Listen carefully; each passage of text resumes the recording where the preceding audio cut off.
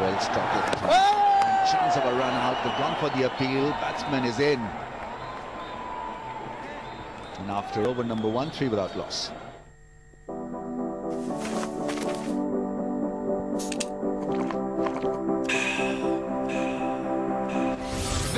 Outstanding though. Yes, he leaks runs. And I'd be very nervous as a captain. Too close to ask him to hold the channel and Sohail then following those orders, because he's on a different tangent, on his own as a bowler, and which is rather difficult for or makes it difficult for the captain as a leader to ask him to do a job in a certain fashion. But look at it this way, Ramesh. From an opponent's point of view, there has to be some breathing space, so it's okay. Yeah, that's right, but you know, he's got experience and you know that he's got potential to pull it off. It's just that he carries on with his variations from over number 1 till the last over of his spell, and so as a result he over experiments and gives away extra runs.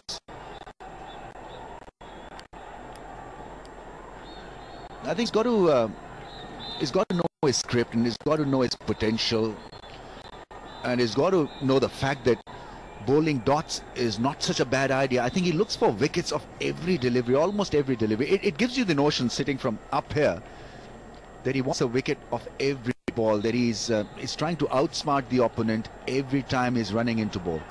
Do you think he's not clear in his role? Because he's the senior most fast bowler in this Pakistani team. So in his mind, he must be thinking, my job is about wickets, getting that breakthrough, just like Sri Lanka expect Malinga to do all the time. In a fledgling fast bowling department, I think he's got to be the leader of the pack, and so therefore he's got extra bit of responsibility on his shoulders, which is A, to provide Pakistan with a breakthrough, and B, to be consistent. It's important for the bowlers also to read the pitch and make a plan how to go about delivering the goods, bowling dots and looking to pick up wickets. You cannot generalize conditions. At times it feels as if he's generalized a plan in his mind, and that he's going to execute that plan irrespective of whether the conditions allow him to execute the strategy and plan. 2 for 33 at Sharjah, 1 for 15 of 5 overs. This is versus South Africa. Expensive at Sharjah against. Punished the short ball, was good against spinners also, and just a very good batsman.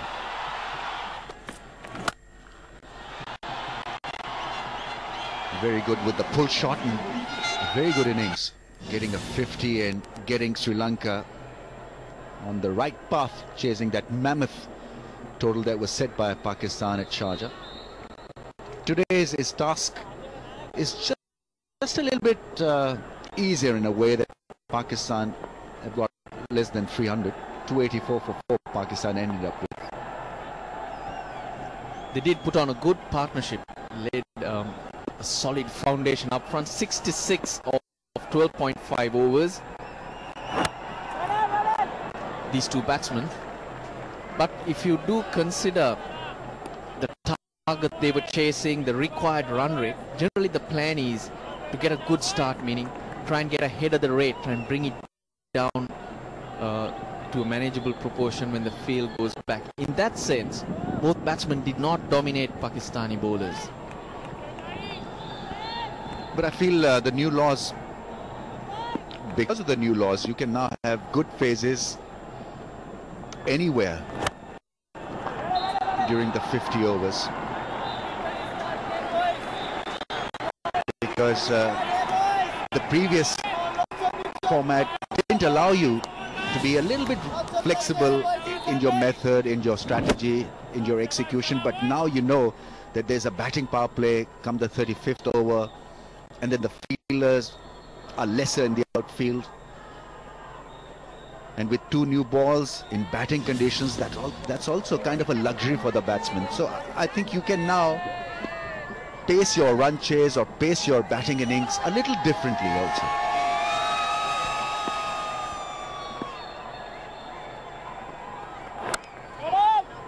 And also you mentioned the 2 new balls. Now that would mean in the first 10 overs there's more threat from the bowlers as well.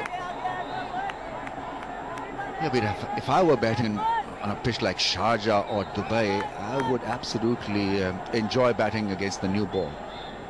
Especially if your bowling attack consists of 2 or 3 medium paces. You also neutralize the effect of spinners.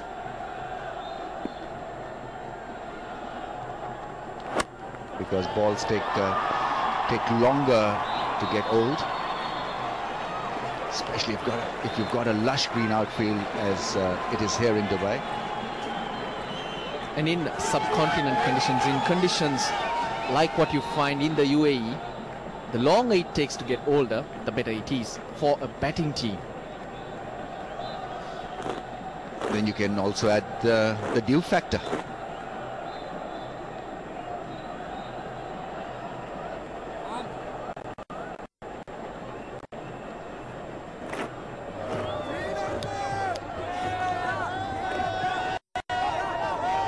Sohail Tanvir was quite expensive, in fact massively expensive. 1 for 69 of his 10 overs.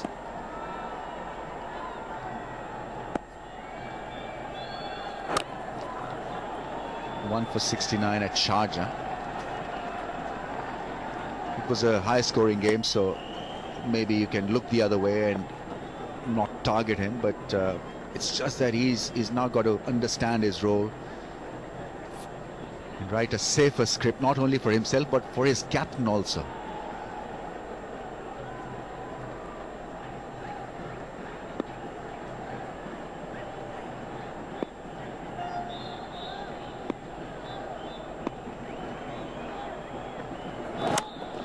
That's driven firmly.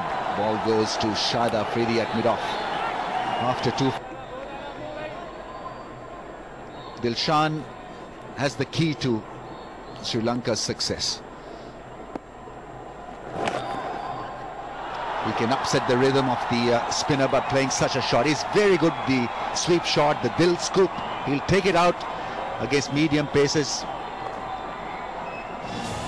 This would have sort of softened Mohammad Hafiz. That was a good blow. Yeah, he needs to play shots like this. Now if he had missed it, he would have been plumb out.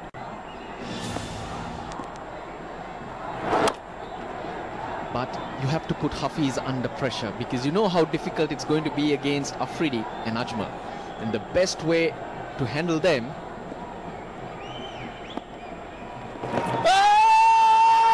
that looked pretty straight. Maybe the angle was just taking it down leg side. This in fact is good cricket from Pakistan. They have not maintained a sweeper at square leg. There are 2 men in the ring on the leg side to stop the batsman from rotating the strike and thereby inviting this sweep shot, which is, as we mentioned earlier, a touch risky. That ball would have missed the stumps, but Hafiz was able to induce that shot just because there's no fielder deep back with square leg. That indulged Tilakaratne Dilshan into playing across the line. Wickets are important for Pakistan. Well, for the line he bowls, wicket to wicket, that's the best way to go. This was that 2 balls ago. No turn, it's just the angle, and a good call from the umpire. The free hit is towards mid-wicket. That's what he's blocked. Goes back, plays with a straight bat. This is good batting. Safely done away towards mid-on for a... I like his footwork. He's very nimble-footed. A lot of things to like about Pereira. His footwork, his technique is very decent, and then he can hit those big shots as well. Every now and then it produces that big pull shot away towards square leg or mid-wicket. Can launch the spinners as well. So he's a good find. There you see that front foot coming out to meet the ball.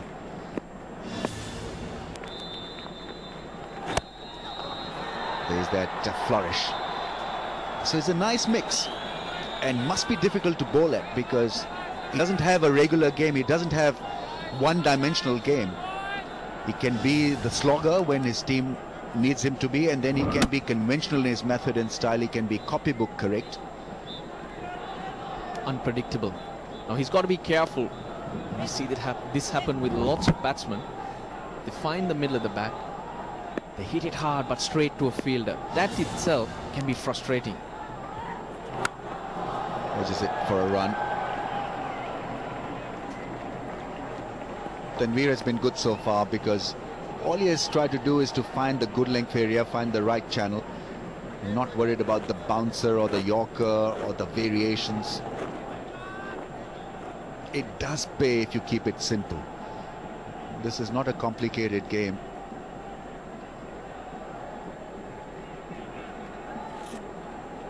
Got to work out the batsman and then have a plan, and then work on it meticulously. Short cover in place for Dilshan as a catcher, and the ball goes straight to that man. In the first ODI, this is Sohail Tanvir. A lot of occasions where width was on offer, but he used the round the wicket angle on quite a few occasions. So he had to come in at the batsman from that line. What is interesting is look at the spread of deliveries. They're all over the place. Full, good length, short. That's the reason why he went for 69 in 10. Picked up a wicket, but obviously he had a rough day at the office. That's short and wide and gone. Gets it past point. So after bowling a couple of good overs, in fact the first one was a good one. This would have turned out to be a good one had he not bowled this half trigger wide, and Dilshan is not going to miss out on those. That was asking to be put away. Now Dilshan is looking much calmer. He's in control. He's not just throwing his hands at the ball. I mentioned using his feet. He's getting into good positions, getting a base from where he can launch.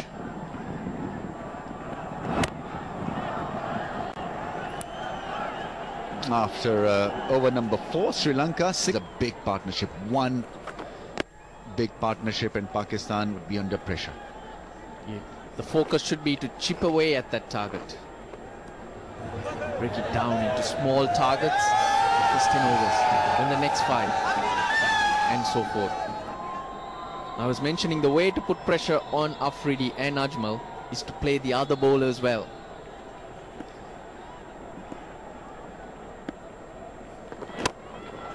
Be positive and busy against the likes of Tanveer, Junaid in this instant, Bhatti, and to a certain extent Hafiz too, because he'll get through his overs in the power play overs.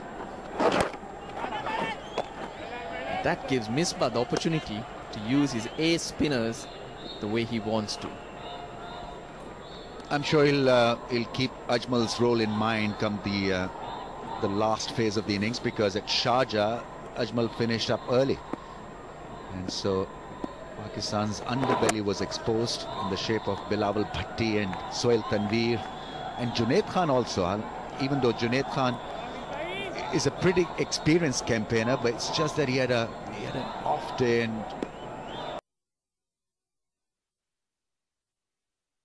and Pereira for once misfiring. 18 without loss after 5. It's a permanent fixture for Pakistan in that important area. You normally have your best fielder patrolling the point range. Last ball of last over. It's foul Haq. Just couldn't get the dive. He needed to drive in front.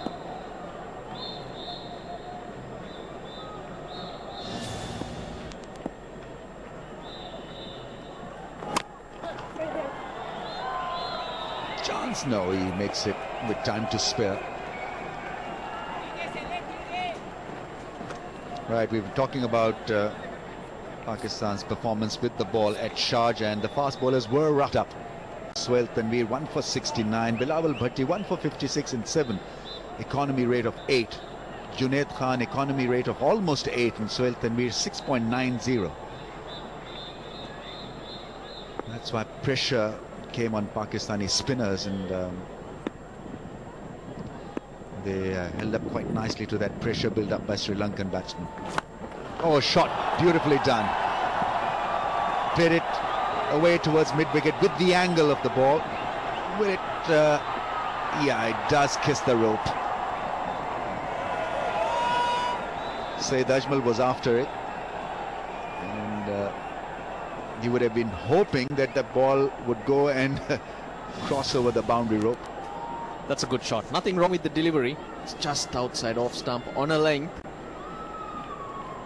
There's not much you can do about it, Sohail Tanveer. Then a lot of batsmen.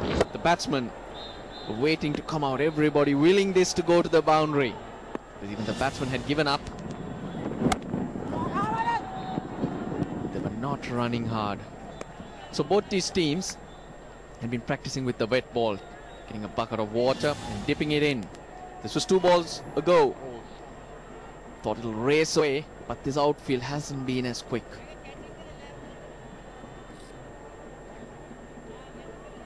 You see the bat and the handle in fact turning in his gloves. That's why I didn't have any force behind that one. Barely made it to the fence.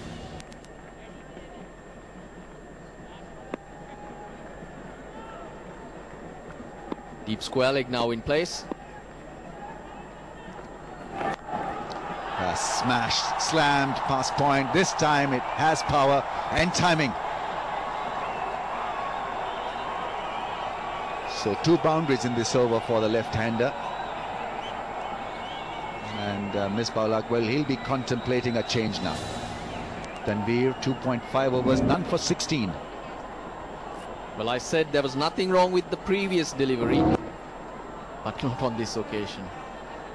It was short, it was wide, and it was sitting up.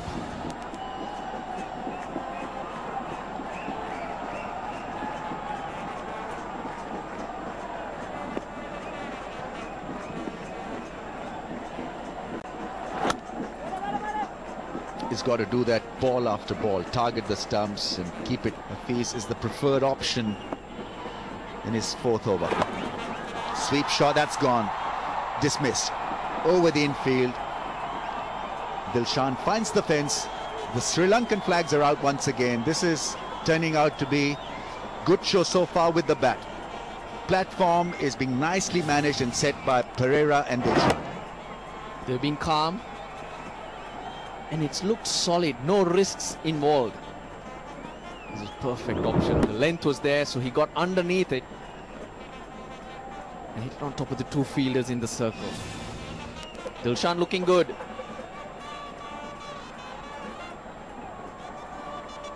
He looks just a little bit worried because his plans have been neutralized, thwarted by Dilshan's improvisation. Now we've got a deep backward square leg. Long on has been asked to come in back into the ring, so it gives Dilshan an opportunity to go straight because mid-off, mid-on are up in the circle. There's a straightish mid-wicket because he doesn't spin the ball much. That's a good angle from Hafiz, because when the ball is turning from an off spinner, that straightish mid-wicket is usually positioned lot squarer. But good cricket from Dilshan because he's got the boundary off the first ball. So the pressure is now on the bowler. If Kusal Pereira and Dilshan can knock it around for singles, they end up with 9 and over, risk-free.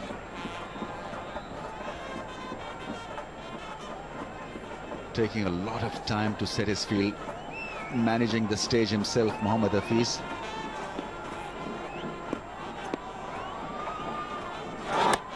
Goes back once again, goes through the leg side, plays it with a straight bat, picks up a run. So 6 from the over so far with 3 balls to bowl. Pitch on the slower side, Ramiz. This is not short, but he has time to rock onto the back foot and punch it.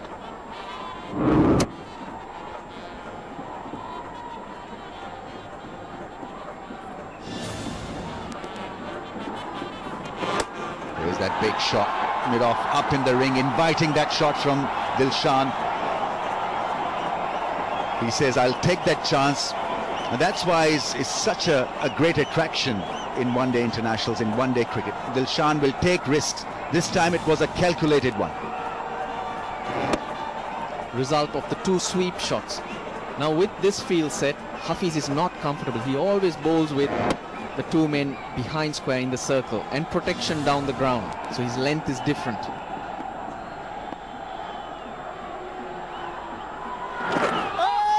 Goes for the appeal, and umpire is not convinced.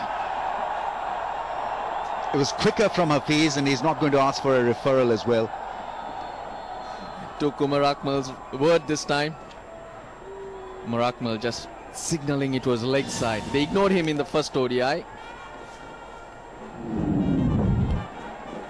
It was a very good call, actually. If it was from Umar Akmal, it made a lot of sense. Look where he ended up, Umar Akmal himself. Good batting. Mid-on was up in the ring, but still couldn't save that run.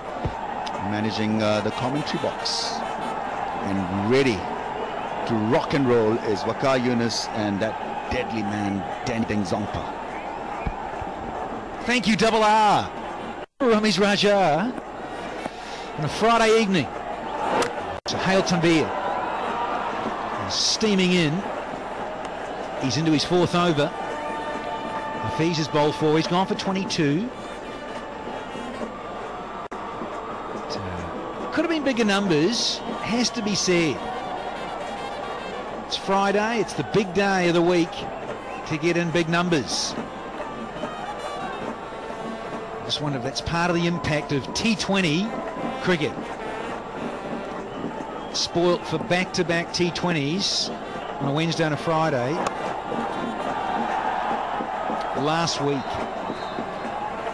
Pakistan won the first one of these 5 50-over matches.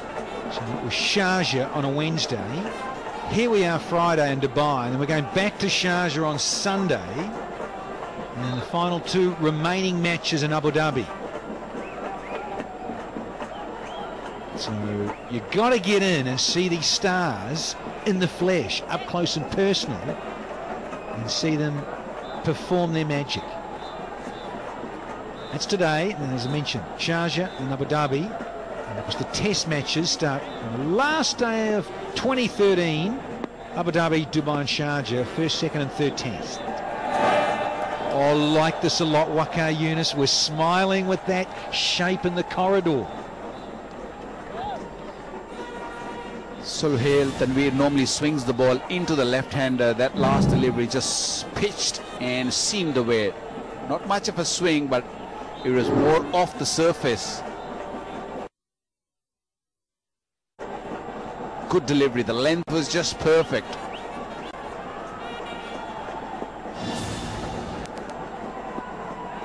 Sri Lanka needs to challenge this total. One of these guys got to go out and get 100. And they're playing quite nicely, quite sensibly, I should say. They are in no rush.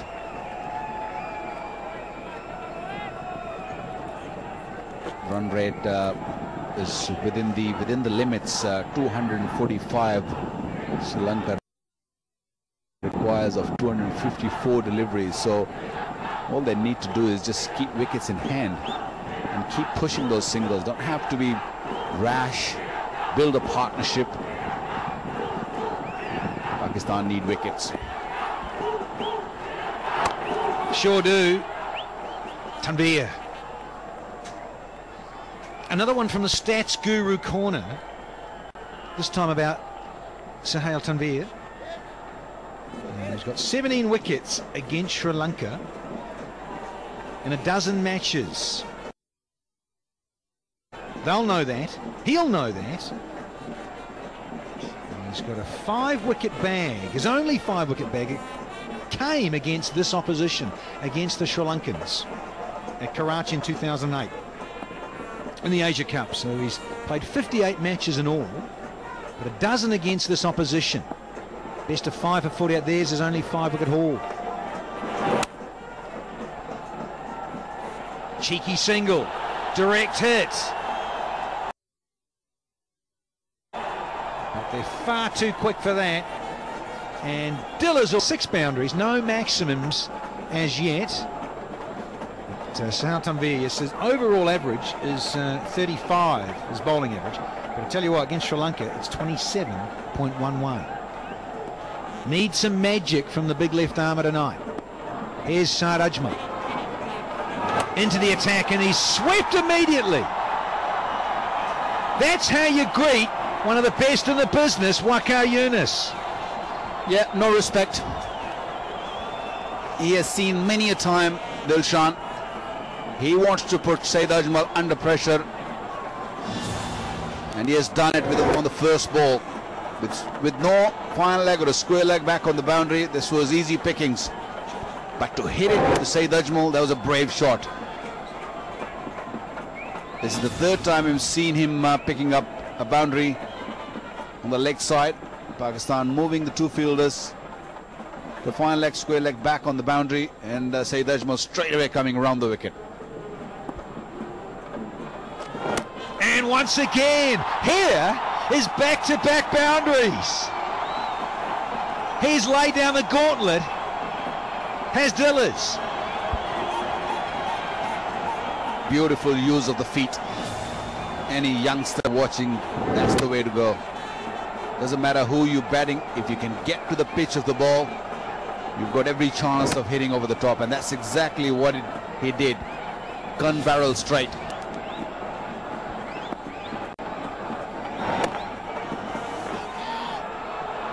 Gotta be quick, I think he's gone. Here's a direct hit. Illingworth has already raised the finger. It's the first one down for Sri Lanka. Been given. Don't bother even going upstairs, Richard Illingworth. That was a poor cricket by the Sri Lankans. The run was never on. 2 boundaries being hit in the first 2 deliveries. It was not required. Lost the wicket of Kusal. Very nicely picked, very quickly thrown that delivery ball and straight onto the stumps, and that is gone. That's a comfortable run out. Umpire didn't need the third umpire on that. Kusal Perera gone for 16, is 49 for 1. Saeed bhai, Pepsi piye, cricket khele.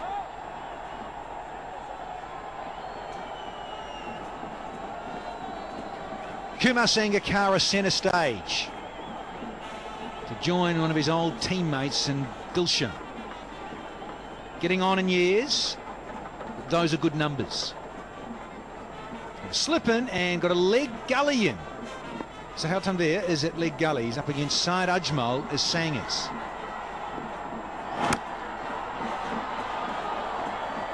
Okay, super coach Waqar, who for you holds the key? That's a run out for you. Direct hit, always dangerous. Well, Danny, these two are the most experienced player in their side. After 2 boundaries, that's a great pickup by Bhatti. The youngster threw it very, very quickly. One of these 2 got to go on and make it big. We'll talk about dots on the trot. Pereira run out for 16. Dad call. He's a bit late getting going. Yeah, he was too slow to get out of the blocks. He's on his heels was Kushal Pereira, and a direct hit did not help Pereira's cause. Boom, gone by miles. Yeah, I think even if it had gone straight into the gloves of Akmal, would have still been out. Long way out. A direct hit made it even worse.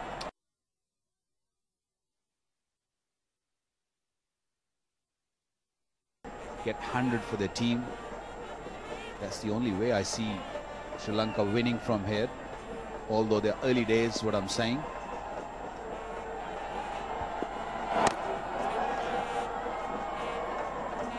Sangers, he's 4 deliveries yet to get off the mark. Okay, Waqar, now mentioned Sangers and Dilshan are the key for Sri Lanka. Two spinners, key for Pakistan tonight, you think? Well, if there is no dew, I would say Saeed Ajmal will be the key. Afridi, of course. So we've got three good spinners. I think they all match each other. They're all hungry for wickets. They're all attacking. So can't really differentiate any of them, but I'll still say Saeed Ajmal will be the key because he'll be bowling in the power plays and in the times when Pakistan will be needing wickets. So I'll bank on him.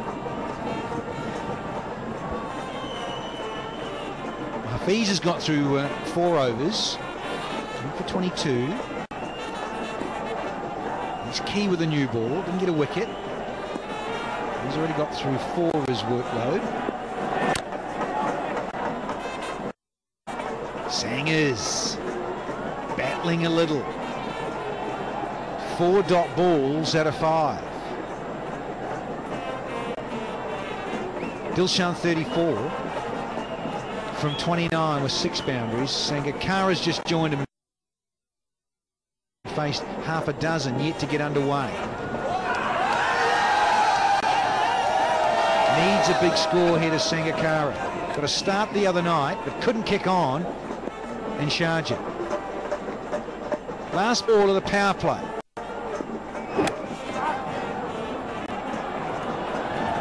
Can't get off the mark, so just a single from the 10th. It's 50 for 1. You phone say